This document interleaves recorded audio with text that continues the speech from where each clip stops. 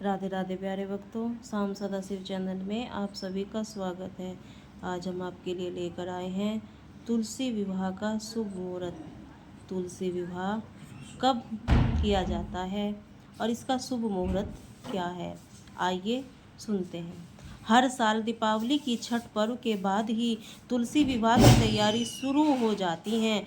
तुलसी विवाह पर हर साल कार्तिक शुक्ल एकादशी को, जिसे देव उठान एकादशी, प्रबोधिनी एकादशी या फिर देव उठान एकादशी के नाम से जाना जाता है, इस दिन प्रसन्न किया जाता है कि कई लोग मंदिर में जाकर पंडित जी को बुलाकर फिर पूरे विधि विधान के साथ तुलसी जी का विवाह करते हैं। लेकिन जो लोग अपने घर में तुलसी माता की पूजा इस दिन करते हैं, उनका विवाह उन कराते हैं, खुद से ही पूजा करते हैं, विवाह कराते हैं। तो उनके लिए आज हम इस वीडियो में आपको बताऊंगी कि आपके शुभ मुहूर्त में तुलसी जी का विवाह करा सकते हैं और तुलसी जी के विवाह के लिए आपको किन किन चीज़ों की आवश्यकता होगी।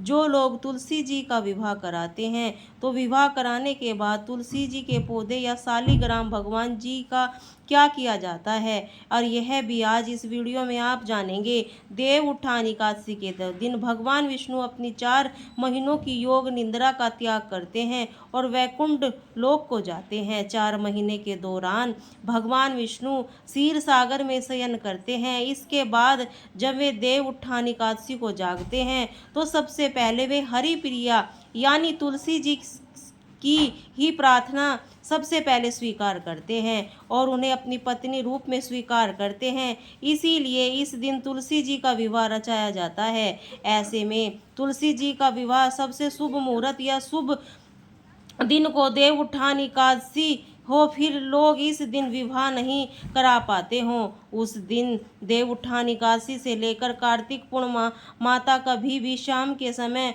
गोधूली बेला पे या प्रदोष काल में तुलसी जी का विवाह रचा सकते हैं। तुलसी जी और शालिग्राम भगवान के विवाह के दिन दोनों को बहुत अच्छी तरह से सजाया जाता है। तुलसी जी के पौधे को इस दिन स्नान कराना चाहिए, पत्तों को अच्छी तरह से धोना चाहिए। इस दिन आप तुलसी जी में जल अर्पित कर सकते हैं, क्योंकि यही एकमात्र दिन ऐसा होता है जिस दिन तुलसी जी के पौधे में जल भी अर्पित कर सकते हैं। क्योंकि वैसे तो महीने की दोनों एकादशी एक दिन, ऐसा विश्वास, ऐसी धारणा है। तुलसी माता अभी निर्जला व्रत रखती है और वे भगवान विष्णु को ही पति रूप में प्राप्त करने के लिए व्रत रखती हैं। तो ऐसे आज के दिन उनकी मनोकामना भगवान विष्णु पर पूरी कर देते हैं, स्वीकार कर लेते हैं। इसलिए आज के दिन तुलसी जी को जल अर्पित किया जा सकता है, दूध और जल से सींचा जा सकता है। उनका विवाह इसीलिए दिन कराया जाता है। जो तुलसी विवाह के लिए आपको कुछ ऐसी सामग्री की आवश्यकता होगी जिसके बिना पूजा विवाह अधूरा रह जाएगा। तुलसी के विवाह के लिए गन्ने का मंडप तैयार किया जाता है। विवाह के लिए शालिग्राम भगवान जी का होना जरूरी है। शालिग्राम भगवान जी एक पत्थर का रूप होते हैं और आप शालिग्राम भगवान जी यदि नहीं कहीं ला रहे हैं तो मंदिर से लेकर आ रहे हैं, या आपने आसपास किसी घर में लेते हैं तो अच्छे से चेक जरूर कर लीजिएगा वे असली शालिग्राम भगवान जी हैं या शालिग्राम भगवान जी यदि आपके पास नहीं है तो भगवान विष्णु की प्रतिमा या फिर तस्वीर से भी तुलसी माता का विवाह करा सकते हैं। तुलसी जी का विवाह यदि आप करा रहे हैं तो विवाह के बाद तुलसी जी के पौधे को आप मंदिर में दान कर दें। फिर तुलसी जी के पौधे को इसलिए नहीं रखा जाता क्योंकि ऐसा कहा जाता है जब हम घर पर कन्यादान का विवाह करते हैं तो बेटी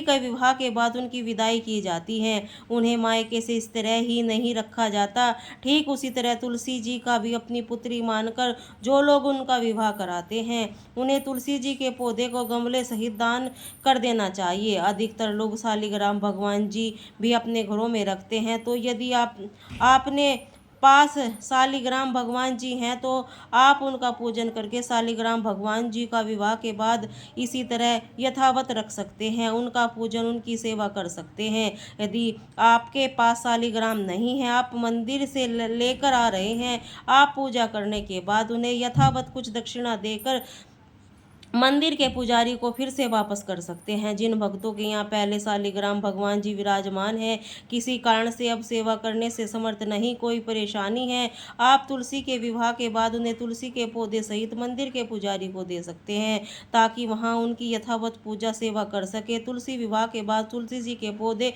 शालिग्राम भगवान जी को 16 श्रृंगार की आवश्यकता होगी। मौसम, फल, पीले वस्त्र, तुलसी माता के लिए श्रृंगार की सामग्री, उन्हें पहनाने के सजाने के लिए वस्त्र, भेंट देने वस्त्र, कुछ बर्तन भी आपको देने चाहिए। इसके अलावा हल्दी, मूली, आंवला, बेर, शकरकंद, सिंघाड़ा, सीताफल, जो भी मौसम के इन दिनों आते हैं वे आप रखें।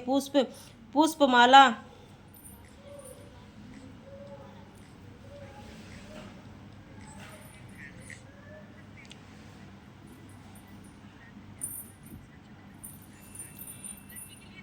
पुष्प का प्रयोग कर सकते हैं। जो लोग तुलसी जी का विवाह कराते हैं उन्हें विवाह की तैयारी कर लेनी चाहिए और शुभ मुहूर्त से पहले आपको तुलसी की पौधे को सजा लेना, आसपास के लोगों में तुलसी विवाह से आमंत्रित करना चाहिए। धूमधाम से विवाह के गीत गाते हुए तुलसी जी का विवाह संपन्न कराने के बाद सबसे अंत में आरती ऐसी करनी चाहिए। हरि और तुलसी माता प्रसन्न होकर आशीर्वाद देकर इस बार 2024 में 12 नवंबर मंगलवार को देव उत्थान एकादशी का व्रत रहेगा। इस दिन तुलसी जी का विवाह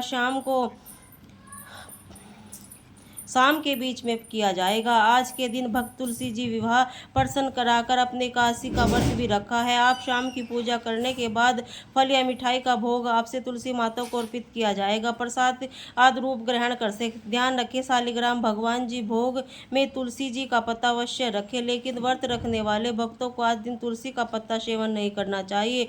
व्रत पारण करते समय भी आपको तुलसी के पत्ते से व्रत खोलना होगा। बोलिए श्री राधे राधे।